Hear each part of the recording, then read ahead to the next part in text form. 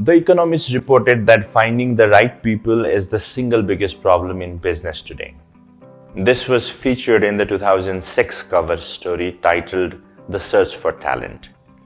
This still remains the top problem to date. As managers often lament, managing is easy, except for the people part. Hello everyone, I am Dipendra and I will be sharing the challenges of finding the right hire and how to address it.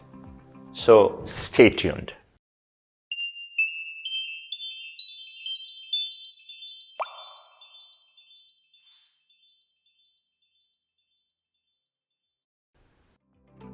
So how do we find the right hire? Before answering this question, do you even know what the right hire is? Think about it. Actually, there is no definitive answer to this question. So let us find out how to configure and address the question in the right way. There have never been enough qualified candidates to go around. That's a fact, and that isn't going to change. Ongoing innovations will constantly create a vacuum for new skills. The internet's availability as a hiring tool will continue to expand, creating increased demand for the finite supply of talent. People will gain more options for how they choose to work, further diminishing the availability of candidates for full-time jobs. As globalization increases, borders will matter less, creating a talent competition unlike anything we have seen before. However, the problem isn't people. The real problem is the process. Take a moment to consider and review the list. The gut instinct, judged entirely on the gut feeling, includes emotional hiring.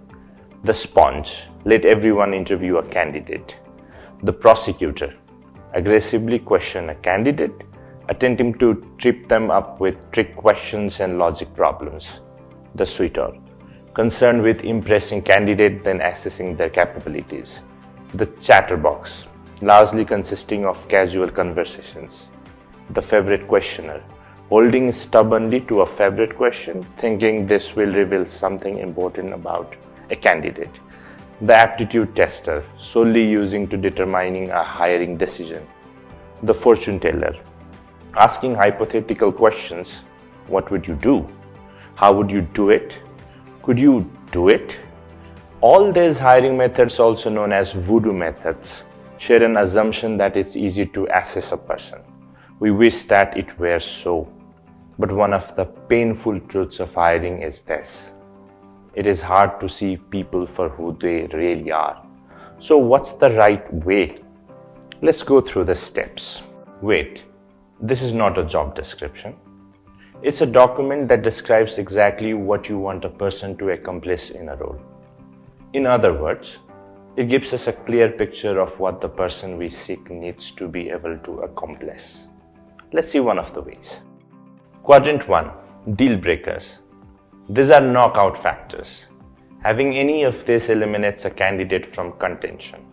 Quadrant 2, deal makers. These are required attributes. Candidate must have every attribute in this quadrant to be considered for a hire. Quadrant 3, boosts. These are desirable attributes. While not a requirement to be hired, the more boosts someone has, the more likely he will be an exceptional hire. Quadrant 4, blocks. These are undesirable traits. While having any of this does not preclude hiring a candidate, each one that is present increases the likelihood that employment will end in disappointment or failure. A well thought out scorecard like this contains enough detail to clearly differentiate who fits a job and who does not. Every role has its own unique trait. So, what if a role has varying levels? Each level of that role has its own version. The blueprint for the senior level is different from the mid or junior level.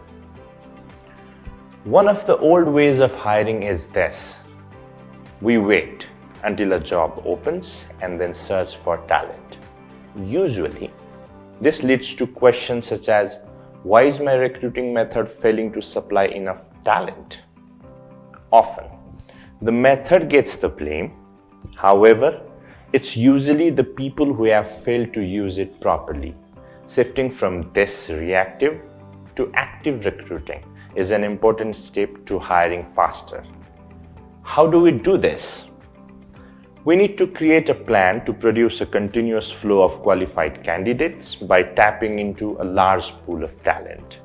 The strength of a company to pull on top talent is called candidate gravity. This generates 8 streams or recruiting methods. To generate a flow of talent that's continuous, each recruiting method must be used correctly, consistently, creatively, and completely. Do you passively witness how somebody acts during an interview?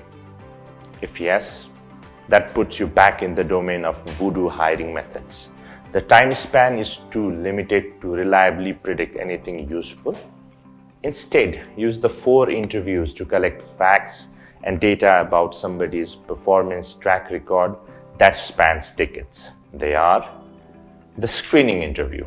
This is a short, usually phone-based or online-based interview. It is designed to clear out the deal breakers from the list of the candidates as early as possible. It's best to keep this under 30 minutes. A common set of questions should be followed for consistency and speeding up the ability to find difference between candidates. The Who interview. It's a chronological walkthrough of a person's career. One begins by asking about the high and lows of a person's experience to gain insight into his or her background. Then 5 simple questions are asked for each job in the past, starting from the earliest up to the present day.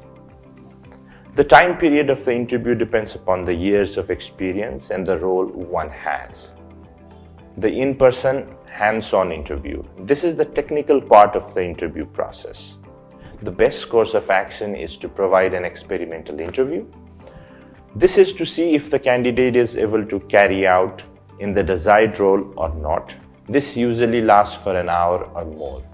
The reference interview. This is uncovered of the cupboard. This is like validating the scorecard a final time before one hires a candidate.